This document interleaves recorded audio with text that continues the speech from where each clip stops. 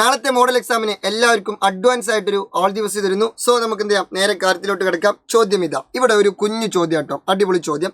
ഈ ചിത്രം കണ്ടാൽ തന്നെ മനസ്സിലാവും ഇതാരാണ്, ബഹുമാനപ്പെട്ട neuron, dendron, dendrite, axon, ആക്സോണൈറ്റ്, synaptic നോബൊക്കെ ഉൾപ്പെടുന്ന നമ്മളെ ബഹുമാനപ്പെട്ട ന്യൂറോൺ. ഇതാണ് നമ്മളെ ഈ ചിത്രം. ചോദ്യം എന്താണെന്ന് ചോദിച്ചാൽ, what is the substance found in part X? X എന്ന ഭാഗത്തുള്ള സബ്സ്റ്റൻസ് ഏതെന്നുള്ളതാണ് ചോദ്യം. അപ്പോൾ ഈ എക്സ് ഇങ്ങനെ നോക്കൂ സുഹൃത്തുക്കളെ, ഈ എക്സ് ആക്ച്വലി എന്താ, ഡെൻഡ്രോൺ ആണോ? അല്ല, dendrite, cell body, axon, ആക്സോണൈറ്റ്, synaptic knob, ഇതൊന്നുമല്ല. ഈ എക്സ് എന്ന് പറഞ്ഞു കഴിഞ്ഞാൽ ഇതാ ഈ പോകുന്ന ആക്സോൺ ഇല്ലേ, ആ ആക്സോണിന്റെ ചുറ്ററുള്ള ഒരു കവറിംഗ് ആണ്. അപ്പോൾ ആ എക്സ് ആരായിരിക്കും? ആക്സോണിന്റെ ചുറ്ററുള്ള ആ കവറിങ്ങിനെ വിളിക്കുന്ന പേരാണ് എന്ത് ഷീത്ത്? Myelin sheath. എന്ത് ഷീത്ത്?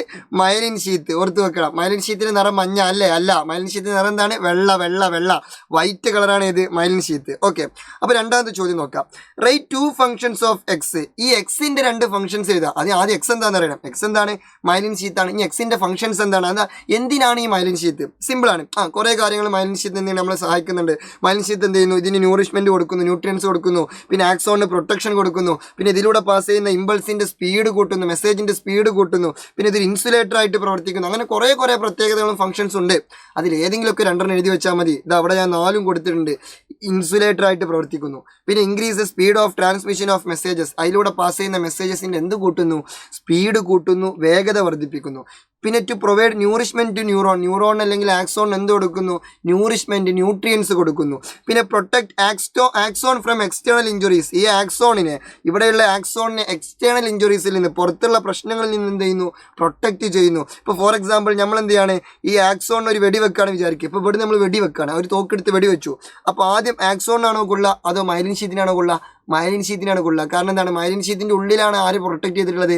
ആക്സോണെ പ്രൊട്ടക്ട് ചെയ്തിട്ടുള്ളത്. അപ്പോൾ ആക്സോണിന് വെടി ഏൽക്കണമെന്നുണ്ടെങ്കിൽ മൈലിൻ ഷീറ്റിന് തട്ടിയിട്ട് പിന്നെ അതിൻ്റെ ഉള്ളിലേക്ക് തുളച്ച് കയറണം. അതാ ഞാൻ പറഞ്ഞത്, ആക്സോണിന്റെ ഒരു പ്രൊട്ടക്ഷൻ കവറിംഗ് ആണ് ആര്? മൈലിൻ ഷീറ്റ് എന്ന് പറയുന്നത്. ഓക്കെ, എന്നിട്ട് ഞാൻ അവിടെ വെടിവെക്കുന്നൊന്നുമില്ല കേട്ടോ, ഞാനൊരു ഉദാഹരണം പറഞ്ഞതാണ്. അപ്പോൾ മൈലിൻ ഷീറ്റ് എന്തിനു സഹായിക്കുന്നു? ആക്സോണിന് പ്രൊട്ടക്ഷനും കാര്യങ്ങളൊക്കെ കൊടുക്കുന്നു. അപ്പോൾ ഈ 4 ഫംഗ്ഷനിൽ ഏതെങ്കിലും 2 ഫംഗ്ഷൻ എഴുതി കൊടുത്താൽ അത് ഡണ്ണായി. ഓക്കെ, എന്നാൽ ഇനി അടുത്ത ചോദ്യം. ഇതൊരു കിടിലൻ ചോദ്യമാണ്. ഇത് നിങ്ങൾ കറക്റ്റ് ശ്രദ്ധിച്ച് ആൻസർ ചെയ്യണം. അതായത്, how do structural components differ in central nervous system and peripheral nervous system? ഈ പറഞ്ഞ സാധനം ഉണ്ടല്ലോ, പറഞ്ഞ സാധനം, ഈ മൈലിൻ ഷീറ്റ്, ആ മൈലിൻ ഷീറ്റിന്റെ സ്ട്രക്ചറൽ കോമ്പണൻസ്, അതായത് ആ മൈലിൻ ഷീറ്റിന്റെ നിർമ്മാണ ഘടകങ്ങൾ, ആ മൈലിൻ ഷീറ്റ് നിർമ്മിച്ചിട്ടുള്ള ഘടകങ്ങൾ സെൻട്രൽ നെർവസ് സിസ്റ്റത്തിലും പെരിഫറൽ നെർവസ് സിസ്റ്റത്തിലും എങ്ങനെ വ്യത്യാസപ്പെട്ടിരിക്കുന്നു? അപ്പോൾ ഒരു കാര്യം മനസ്സിലായി, സെൻട്രൽ നെർവസ് സിസ്റ്റത്തിലും പെരിഫറൽ നെർവസ് സിസ്റ്റത്തിലും ഈ മൈലിൻ ഷീറ്റ് ഉണ്ടാക്കിയിട്ടുള്ളത് ഒരേപോലെയല്ല. കാരണം അതിൽ എന്തോ ഒരു വ്യത്യാസമുണ്ട്. അതുകൊണ്ടാണ് ഇങ്ങനെ ചോദ്യം വന്നത്.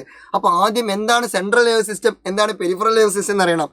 സെൻട്രൽ നെർവസ് സിസ്റ്റം എന്ന് പറഞ്ഞാൽ അതിൽ പ്രധാനമായിട്ടും ഉൾപ്പെടുന്ന ഒരു പ്രധാനപ്പെട്ട 2 കക്ഷികളുണ്ട്. സെൻട്രൽ നെർവസ് സിസ്റ്റത്തിലെ ഏറ്റവും പ്രധാനപ്പെട്ട കക്ഷികൾ, ഒന്ന് ബ്രെയിന് അഥവാ മസ്തിഷ്കം, രണ്ടാരാണ്? സ്പൈനൽ കോഡ് അഥവാ സുഷുമ്ന. ഈ ബ്രെയിനിലും സ്പൈനൽ കോഡിലുമുള്ള ആ ഒരു ഭാഗമാണ്, അല്ലെങ്കിൽ ബ്രെയിനും സ്പൈനൽ കോഡും ഉൾപ്പെടുന്ന ആ ഒരു ഭാഗമാണ് ഇത് സെൻട്രൽ നെർവസ് സിസ്റ്റം. അവിടെയുള്ള മൈലിൻ ഷീറ്റ് നിർമ്മിച്ചിട്ടുള്ളത് ഏത് സെല്ല് കൊണ്ടാണ്? ഒളിഗോഡെൻഡ്രോസൈറ്റുകൾ കൊണ്ടാണ്. ഏത് സെല്ല് കൊണ്ടാണ്? ഒളിഗോഡെൻഡ്രോസൈറ്റ്. എന്നാൽ ബാക്കിയുള്ള പെരിഫറൽ നെർവസ് സിസ്റ്റത്തിലും അതല്ലാത്ത സ്ഥലങ്ങളിലൊക്കെ മൈലിൻ ഷീറ്റ് നിർമ്മിച്ചിട്ടുള്ളത് ഷോൺ സെല്ല് കൊണ്ടാണ്. ഷോൺ സെല്ല് കൊണ്ട്. അപ്പോൾ അതാണ് അത് തമ്മിലുള്ള വ്യത്യാസം. ഈ സെൻട്രൽ നെർവസ് സിസ്റ്റത്തിൽ മൈലിൻ ഷീറ്റുകൾ നിർമ്മിച്ചിട്ടുള്ളത് ഒളിഗോഡെൻഡ്രോസൈറ്റുകൾ കൊണ്ടും പെരിഫറൽ നെർവസ് സിസ്റ്റത്തിൽ മൈലിൻ ഷീറ്റ് നിർമ്മിച്ചിട്ടുള്ളത് ഷോൺ സെല്ല് കൊണ്ടാണ്. അപ്പോൾ അതാണ് നിങ്ങൾ ആൻസർ ചെയ്ത് കൊടുക്കേണ്ടത്. വീണ്ടും 1 മാർക്ക് കിട്ടി. ഇനി 1 മാർക്കും കൂടി കിട്ടിയാൽ നമ്മൾ ഹാപ്പിയാണ്.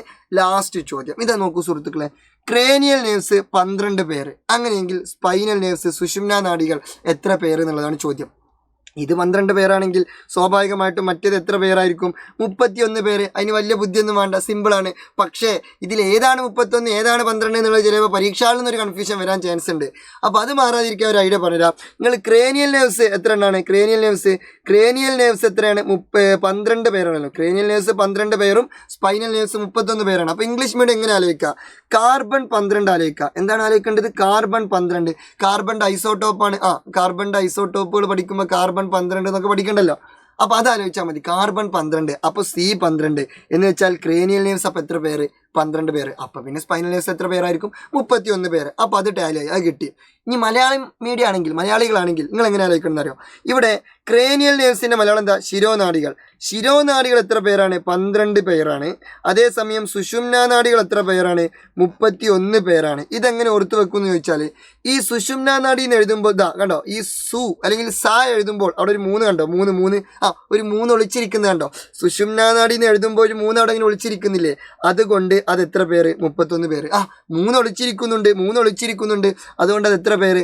31 പേര്. അപ്പോൾ സുഷുമ്നാ നാഡി 31 പേര്. അങ്ങനെയെങ്കിൽ ശിരോനാഡി എത്ര പേരായിരിക്കും? 12 പേര്. സിമ്പിളാണ്. ഞാൻ വീണ്ടും പറയുന്നു, 12 പേരാണ്. 12 എന്ന് എഴുതി വെച്ചിട്ട് പരീക്ഷയ്ക്ക് പോകരുത്, പരീക്ഷയിൽ നിന്ന് തിരിച്ചു പോകരുത്, മാർക്ക് കിട്ടൂല. ഓക്കെ അല്ലേ? അപ്പോൾ എല്ലാവർക്കും 5 മാർക്ക് കിട്ടിയെന്ന് വിചാരിക്കുന്നു. സോ വീണ്ടും കാണാം. ഇന്ന് നിങ്ങളുടെ സ്വന്തം അറക്കൻ.